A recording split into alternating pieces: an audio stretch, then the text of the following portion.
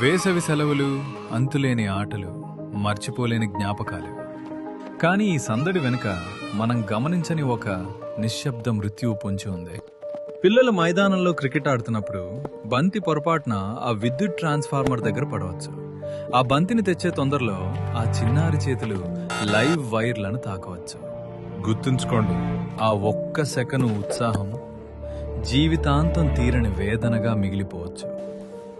ఇక డాబాలపైన గాలిపటాలు ఎగరేసేటప్పుడు దారం కరెంటు తీగలకు చిక్కుకోవచ్చు.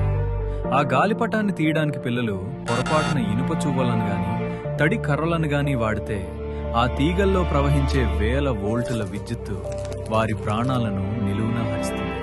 విద్యుత్తు ఎప్పుడు రెండో అవకాశం ఇవ్వదు.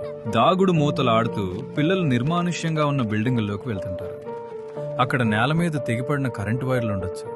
కనీసం చెప్పులు కూడా లేకుండా ఆడుకునే ఆ పసిపాదాలు తెలియక ఆ తీగలపై అడుగు వేస్తే ఆ ఒక్క అడుగు వారి జీవితంలో ఆఖరి అడుగు కావచ్చు. పిల్లలకు భయం తెలియదు, కానీ మనకు బాధ్యత తెలుసు. విద్యుత్తు శక్తివంతమైనది, దాన్ని గౌరవించండి. మీ పిల్లలకి ఈ ప్రమాదాల గురించి ఈ రోజే వివరించండి. ముందు జాగ్రత్తే మన ప్రాణాలకు రక్ష. సురక్షితంగా ఉండండి. మీ కుటుంబాన్ని